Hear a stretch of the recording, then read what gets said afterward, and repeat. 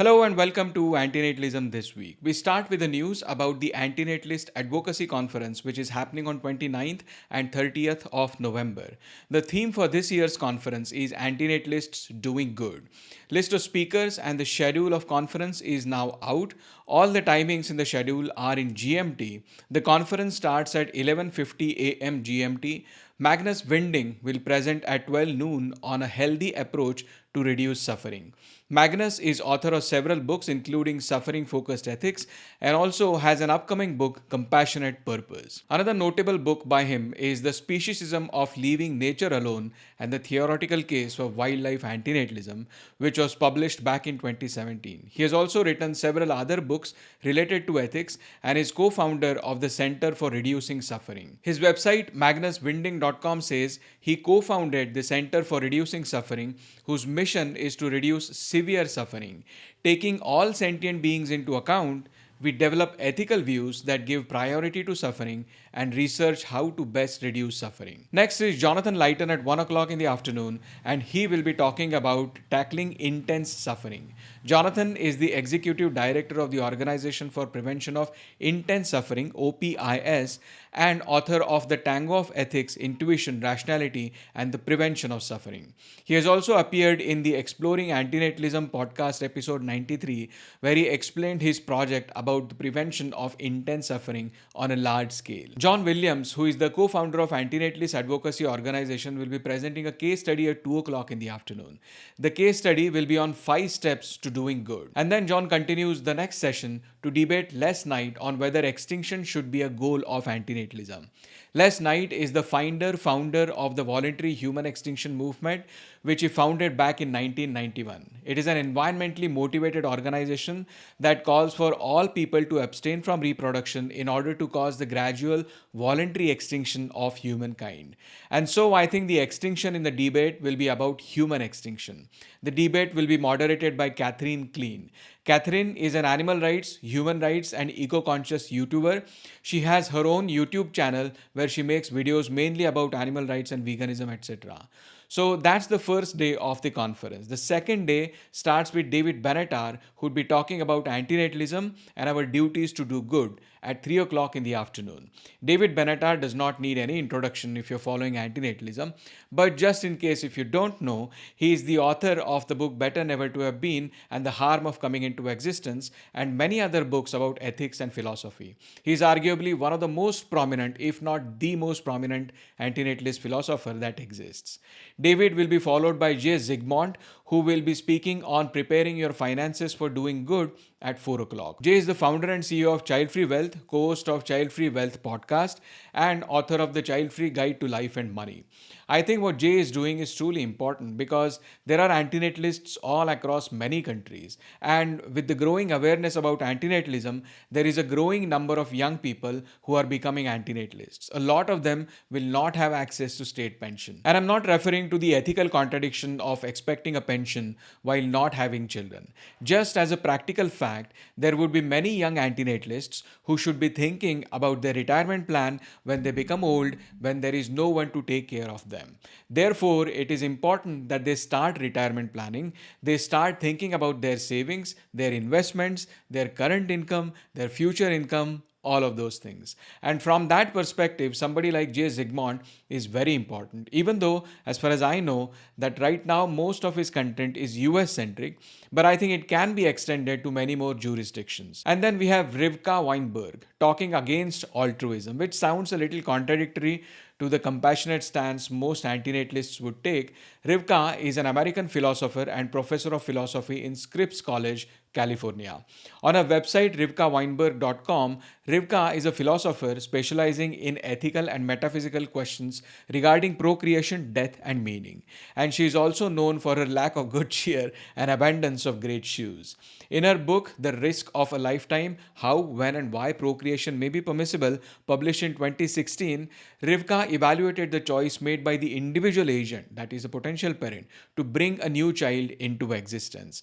She also has an upcoming upcoming book, The Meaning of It All: Ultimate Meaning, Everyday Meaning, Cosmic Meaning, Death, and Time, which is scheduled to be published on 16th June 2026. Among other things, she argues in the book for making the most meaning out of our time by engaging with everyday meaning, accepting suffering, and paying attention. Now, I know that in the past, Rivka has questioned David Benatar's concept of cosmic meaning as something necessary for us to procreate. She is not what I would call a full-fledged antinatalist either, but thinks that procreation is morally permissible in far fewer cases than what happens in the real world.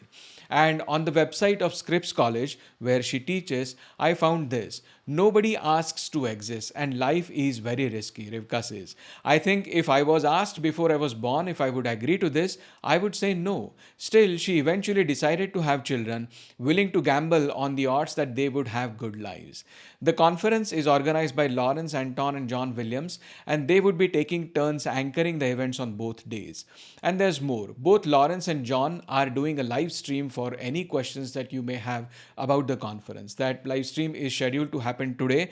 Maybe by the time you're watching this video, it has already happened, but you can still send your questions in the form on your screen, and I'll include the link of that in the description. And also, if you want to send a small donation, you can fill the form on Streamlabs. I'll include the link of that also in the description.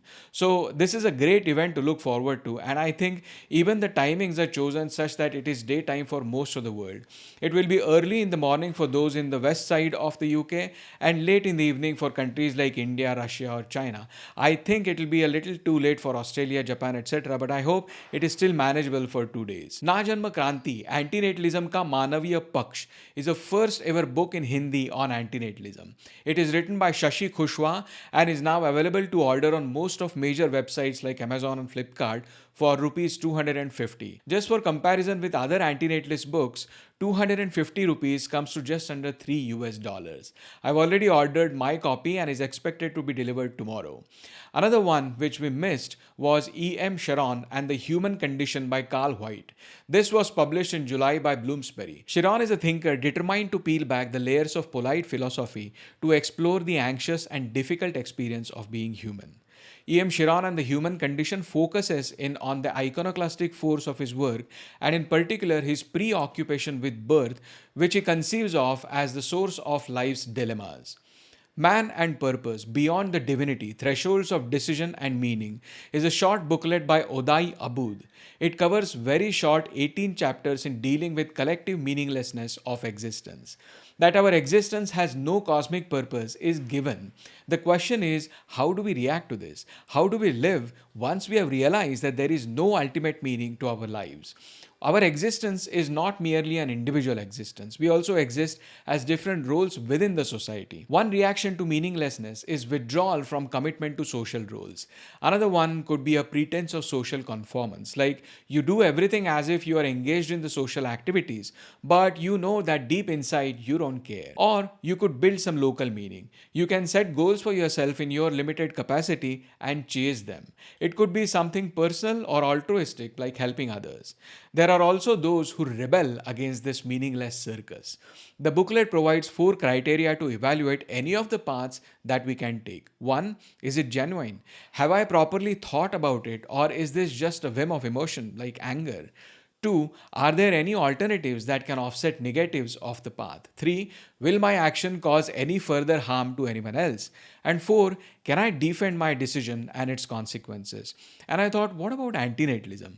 Lack of cosmic meaning is not the only reason why one should not have children, but it is certainly one of the key contributing factors. Antinatalism is genuine. I don't think it is a whim or an emotional phase.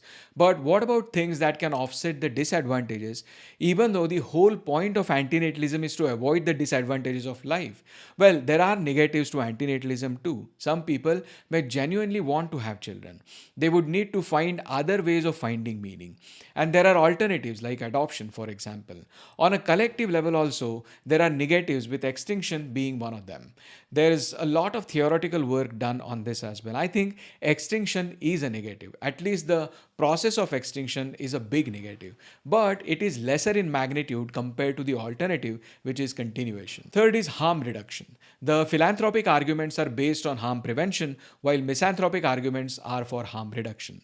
And antinatalism is increasingly being criticized and defended in all media formats openly and publicly. So, antinatalism fits all four conditions, but what kind of path is it? Is it a withdrawal or a passive conformance or a mechanism for terrestrial meaning or a rebellious act? On the face of it, antinatalism is abstention from having children. And if you include animals, then abstention from contributing to breeding of animals. So it looks like withdrawal. But in fact, this abstention is a rebellion against participating in a perpetual cycle of suffering.